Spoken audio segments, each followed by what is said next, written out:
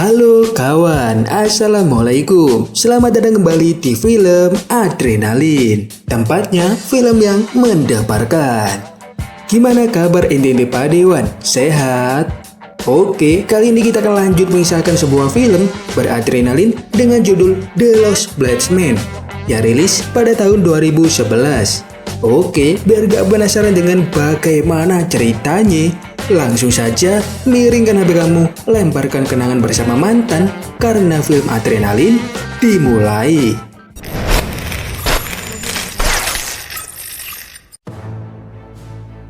Pada zaman Cina kuno terdapat 3 kerajaan besar, masing-masing bernama Kerajaan Wu, Kerajaan Shuhan, dan satunya lagi Kerajaan Wei.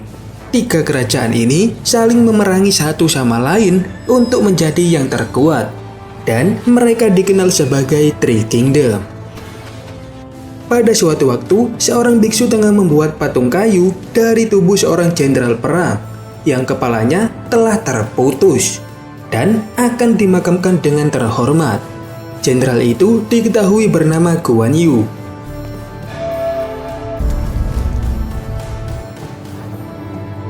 Dia sangat berhati lembut seperti domba, namun dalam pertarungan, dia sangat ganas seperti serigala.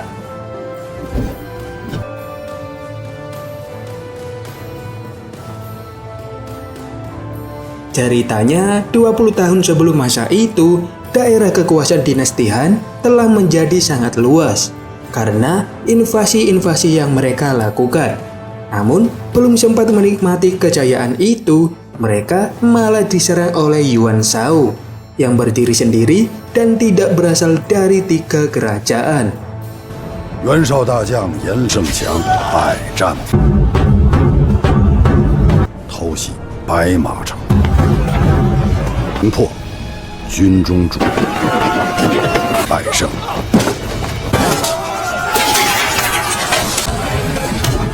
看着难免有些。Beruntungnya dalam kesempitan itu, Cao Cao yang saat itu berada di dinasti Han memiliki seorang tahanan yaitu Guan Yu yang dikenal sangat hebat dalam bertempur. Tapi sayangnya Guan Yu adalah seseorang dari kekuasaan sebelah, yaitu bawahan dari Liu Bei. Tapi kemudian Guan Yu mau melakukan permintaan Cao Cao karena Guan Yu tak tahan melihat penderitaan para prajurit yang terluka. Guan Yu berharap jika dia bisa menghabisi seseorang itu, maka pertempuran akan segera berakhir. Guan Yu kemudian meminta 30 orang terlatih yang akan mendampinginya untuk berperang. Di sisi lain, pasukan Yuan Shao telah berhasil menjebol gerbang kota Han yang dikepalai oleh Cao Cao.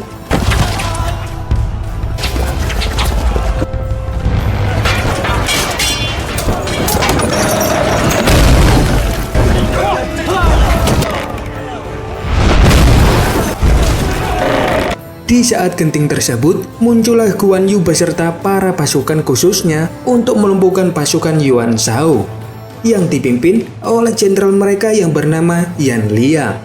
Di situ akhirnya terjadi duel antara Guan Yu melawan Yan Liang dan berhasil dimenangkan oleh Guan Yu dengan sekali tebas.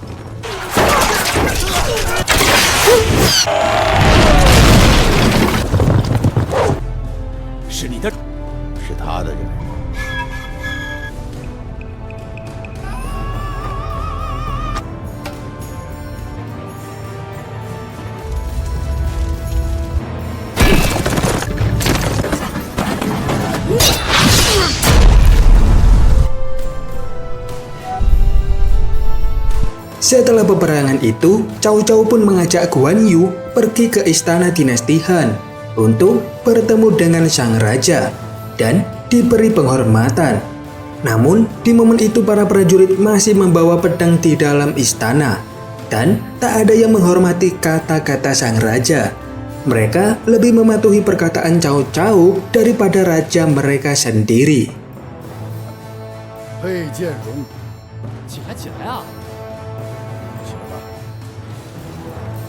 Beberapa waktu setelahnya, Guan Yu pun diajak ke sawah, di mana di sana ada Cao Cao dan para prajurit yang tersisa serta masyarakat yang tengah memanen hasil bumi. Di situ, Cao Cao cerita yang intinya, Guan Yu yang polos ini telah dibodohi Liu Bei untuk mengikutinya. Tak terima dengan omongan itu, Guan Yu pun lantas mengambil celurit dan menodongkannya ke arah Cao Cao. Setelah kejadian menegangkan itu, Guan Yu bertemu Raja Kerajaan Shuhan. Di sana, Raja Han cerita jika dia menyerahkan kekuatan kerajaan kepada Cao Cao karena dia adalah orang yang kuat dan dipercaya bisa mengubah dunia. Namun, pada saatnya nanti, kalau dia sudah bisa melebihi kekuatan Cao Cao, pasti Cao Cao akan mengembalikan kerajaan kepadanya. Intinya, sang raja ini sudah sangat percaya kepada Cao Cao. Setelah dari ladang, Cao Cao dan Guan Yu pun pulang ke kota dan bertemu dengan para masyarakat. Ternyata mereka ini adalah orang-orang yang tak punya pekerjaan. Dan Guan Yu ingin Cao Cao mencarikan mereka pekerjaan karena mereka semua ini adalah rakyatnya Cao Cao. Setelah itu, Guan Yu tak sengaja bertemu dengan wanita aduhai yang bernama Qilan, atau kita panggil saja sebagai Nurul, yang ternyata adalah calon selir dari Liu Bei. Saat baru bertemu, Nurul tak mau memberi hormat kepada Guan Yu karena Guan Yu dianggap sebagai pengkhianat Liu Bei. Namun, akhirnya Nurul mau berbicara baik-baik dan kemudian meminta tolong kepada Guan Yu untuk mencari keberadaan Liu Bei yang telah lama menghilang. Akan tetapi, Guan Yu langsung menolak permintaan Nurul tersebut karena dia mengkhawatirkan keselamatan Nurul sendiri. Hal itu sontak membuat Nurul menjadi sangat jengkel. Ceritanya, beberapa tahun silam, Guan Yu tak sengaja melihat para prajurit Han mengamati Nurul yang sangat aduhai.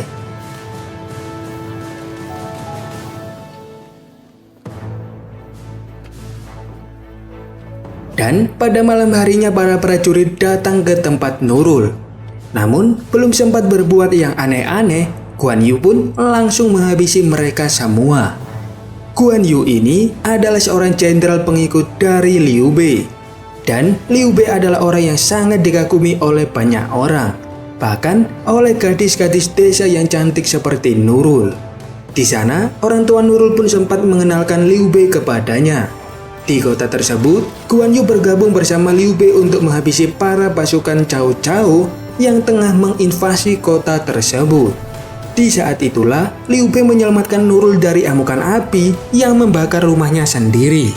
Dan kemudian, mereka berdua lari bersama Guan Yu. Di masa sekarang, Cao Cao yang sangat cerdik mengajak Guan Yu untuk makan dan minum-minum bersama. Cao Cao kembali mengajak Guan Yu untuk bergabung dengannya. Namun, Guan Yu langsung menolak hal itu. Dia lebih baik dihabisi oleh Cao Cao daripada berkhianat kepada Liu Bei saudaranya sendiri. Meskipun begitu, mereka berdua tetap melanjutkan acara malam itu sampai keduanya mabuk. Ternyata Cao Cao sengaja membuat Guan Yu mabuk serta memberikan obat kuat dalam makanan yang telah dia makan. Karena kedua hal itu, Guan Yu pun masuk dalam halusinasi surgawi. Apalagi saat masuk ke kamar yang telah disiapkan oleh Cao Cao. Meskipun sudah begitu, iman Guan Yu ini masih sangat kokoh dan tak mau mencangkul sawah Nurul yang sangat aduhai.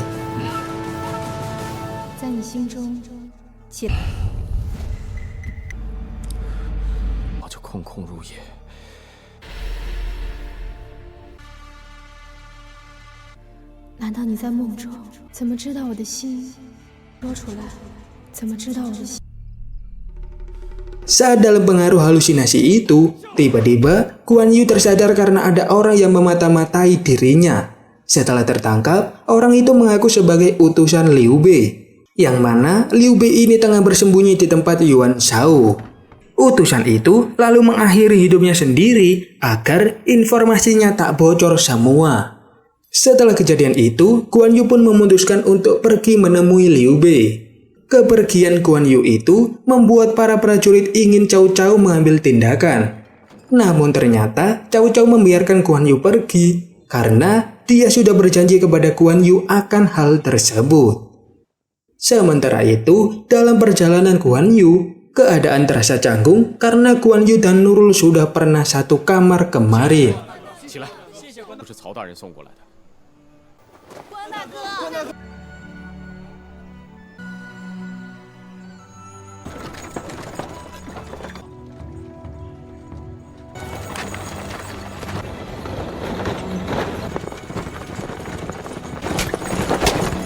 Di sisi lain, salah satu prajurit Cao Cao yang bernama Udin mengabarkan kepada pasukan lain dengan merepati pos untuk menghabisi Guan Yu.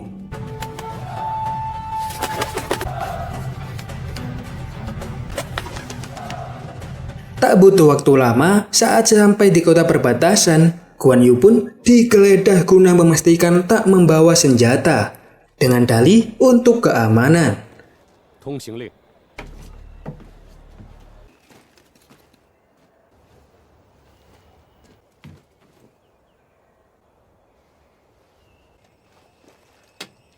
Setelah memastikan tak ada senjata yang dibawa, para antek-antek musuh pun mulai mengepung dan menyerang Guan Yu. Namun, Guan Yu dengan tangan kosong masih bisa mengalahkan dua di antara mereka. Dia juga mencabut senjata andalannya yang dia selipkan di samping delman yang dia naiki. Dan pertarungan pun dimulai.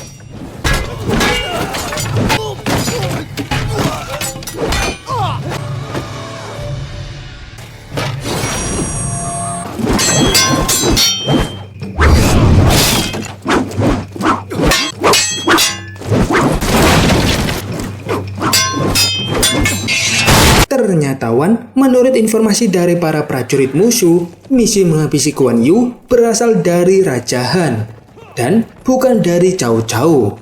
Oleh sebab itu, Guan Yu pun juga tancap gas untuk bertarung kembali.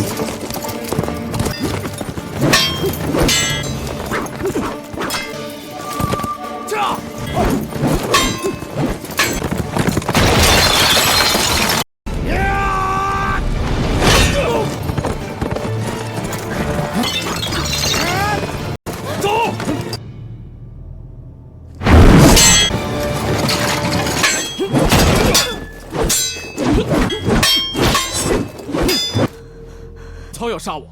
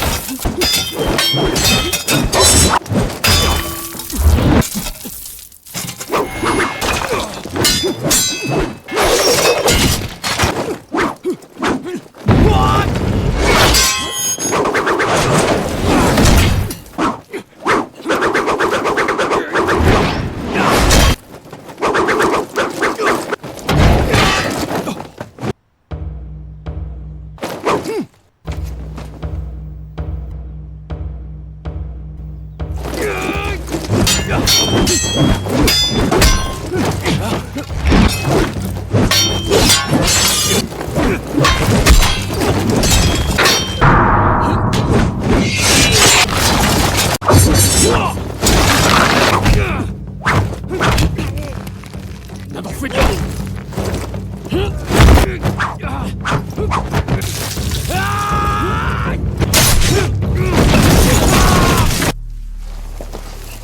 Setelah pertarungan itu selesai, Guan Yu dan Nurul pun OTW melanjutkan perjalanan. Mereka juga sempat beristirahat sebentar karena hari sudah malam. Selepas itu, mereka menemui teman seperjuangan Guan Yu di kota sebelah yang bernama Cipto untuk meminta bantuan perahu. Namun, di sana Cipto tak mau memberikan bantuan karena dia sudah diberi tugas untuk menghabisi Guan Yu. Guan Yu pun sempat diserang dengan serangan beracun. Namun, dia tak menghindar karena Guan Yu masih menganggap Cipto sebagai saudara. Guan Yu kemudian membalas serangan tersebut. Namun ternyata Cipto juga tak mengelak dari serangan itu karena mereka sudah seperti saudara. Cipto lalu memanggil teman-temannya yang lain karena dia tak mau menghabisi Guan Yu dengan tangannya sendiri.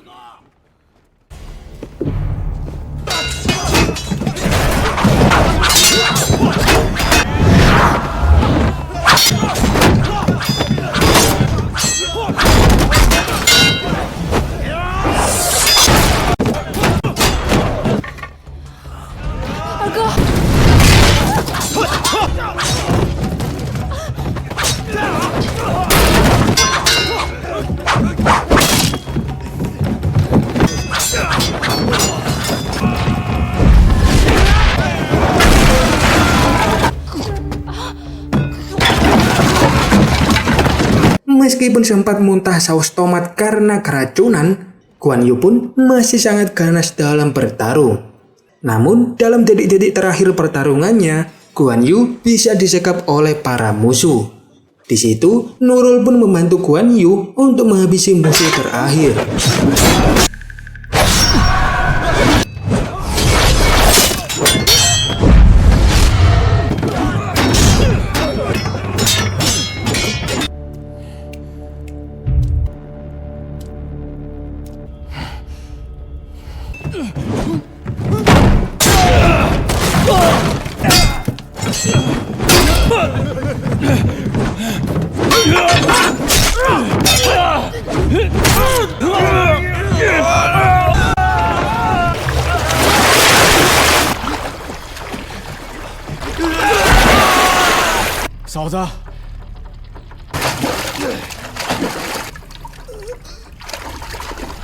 Setelah semua itu, dalam beberapa hari, Guan Yu yang pingsan dirawat oleh Nurul. Dan setelah siuman, Guan Yu memutuskan untuk menitipkan Nurul pada seorang biksu agar diantar untuk menemui Liu Bei. Sementara Guan Yu sendiri akan mengalihkan perhatian para musuh dengan cara menghabisi seluruh jenderal yang mencoba menghabisi dirinya dan Nurul. Beberapa saat kemudian, Guan Yu mendatangi seorang jenderal Han yang telah menghabisi 5.000 orang tak bersalah, yang mana dia dulu adalah seorang pemberontak. Dan gak pakai lama, Guan Yu pun langsung menghabisi mereka semua.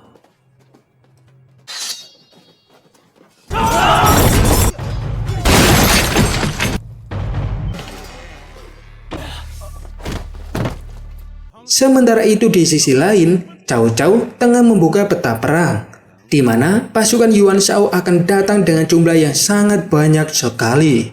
Sementara pasukan Liu Bei hanya 1.000 orang dan bertahan di wilayah selatan. Namun anehnya, Guan Yu malah pergi ke arah utara dan menghabisi 4 jenderal pentolan Cao Cao. Di situ, Cao Cao menyadari bahwa para jenderal telah dihabisi karena mendapat perintah untuk menghabisi Guan Yu. Sementara dia sendiri tak pernah memerintahkan mereka untuk menghabisinya. Kemudian salah satu prajurit bernama Udin mengaku bahwa dialah yang memerintahkan semua jenderal. Meskipun demikian, seluruh prajurit meminta ampun kepada Cao Cao agar tak menghabisi Udin. Oleh karena itu, Cao Cao pun memilih mengalah dan tak jadi menghabisi si Udin. Sementara itu, Guan Yu lanjut akan mencari para jenderal yang korup dan meresahkan masyarakat. Dia akhirnya singgah di pengadilan dan bertarung dengan salah seorang yang dia cari. 太王旨，现在是王直不忍生灵涂炭。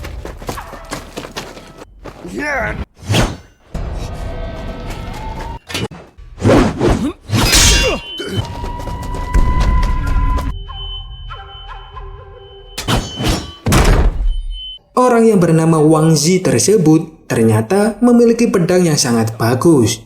Namun, dia kurang handal dalam menggunakannya.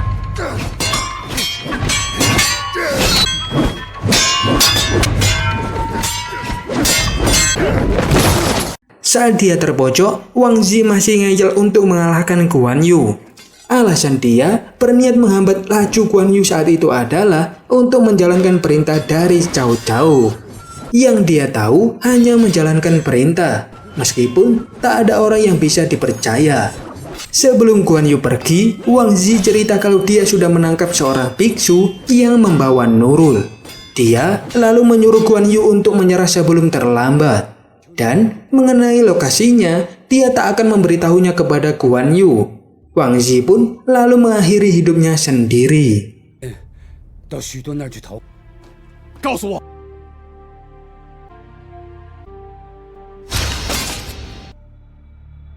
Setelah Wang Zi tumbang, Guan Yu yang akan pergi tak sengaja melihat anak kecil masuk ke dalam kastil. Di sana, Guan Yu menemukan masyarakat yang tengah sembunyi karena dilindungi Wang Zi dari ancaman. Mungkin itulah alasan Wang Zi mengorbankan dirinya sendiri. Anak kecil itu pun lalu memberitahu orang-orang jika Guan Yu telah menghabisi Wang Zi. Dari situlah Guan Yu pun mendapat serangan dari masyarakat dan akan dihabisi.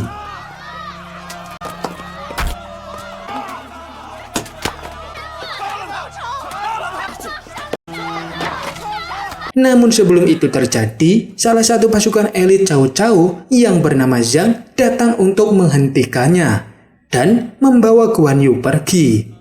Sebelum keluar dari kota itu, Guan Yu melihat masyarakat akan dieksekusi oleh Cao Cao. Karena melihat kekejaman itu, Guan Yu pun menyuruh mereka berhenti. Dan karena yang meminta hal itu adalah Guan Yu, Cao Cao pun lantas menyuruh anak buahnya untuk langsung berhenti. Cao Cao berpesan kepada para masyarakat, jika peristiwa yang tengah terjadi saat ini bocor ke halayak ramai, maka dia akan menghabisi semua orang, beserta keluarga mereka masing-masing. Setelah kejadian itu, Guan Yu pun duduk nongkrong bersama Cao Cao dan membicarakan tentang keadilan di dunia ini.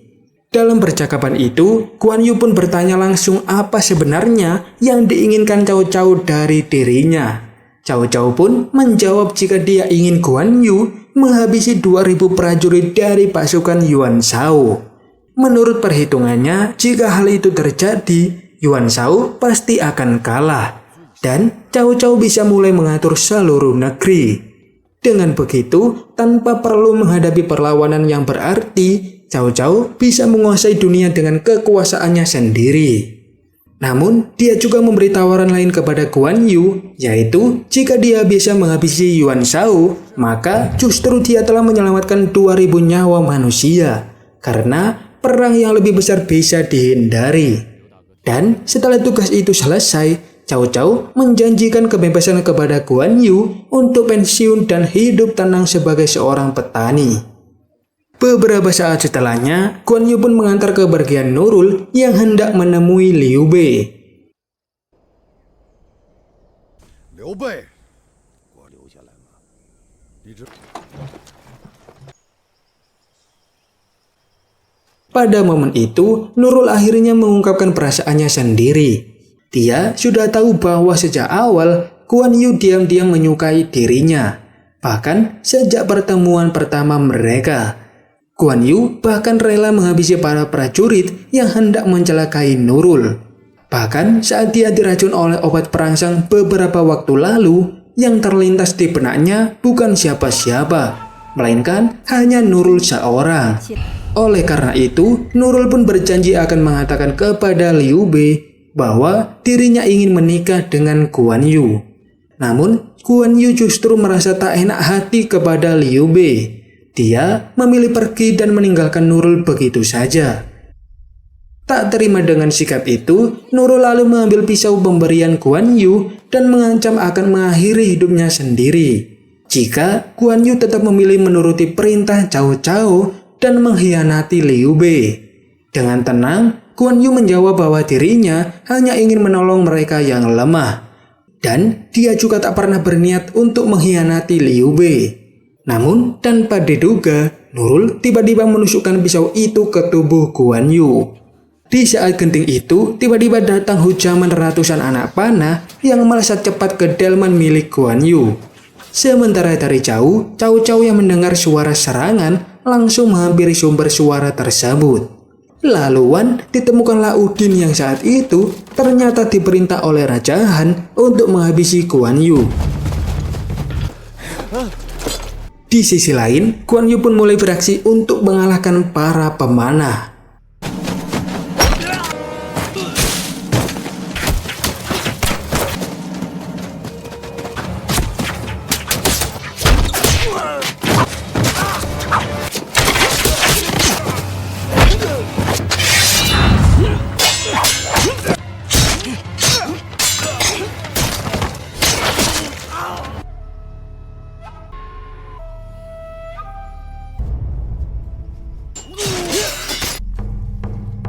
Setelah semuanya selesai, Guan Yu pun mendatangi sang raja. Orang yang diam-diam telah mengutus para prajurit untuk menghabisi dirinya. Alasan sang raja melakukan semua itu ternyata sangat sederhana. Guan Yu dianggap oleh raja terlalu kuat dan bisa menjadi ancaman yang sangat berbahaya. Namun, sebelum Guan Yu sempat berbuat apapun, Cao Cao datang dan menghentikannya. Cao Cao berkata bahwa raja tidak boleh mati. Jika dia mati, maka seluruh negeri akan dilanda pemberontakan. Pada saat itu, Guan Yu pun terdiam sejenak, lalu menurunkan senjatanya sendiri. Tanpa berkata-kata, dia pun lalu pergi meninggalkan Cao Cao dan Raja Han di sana.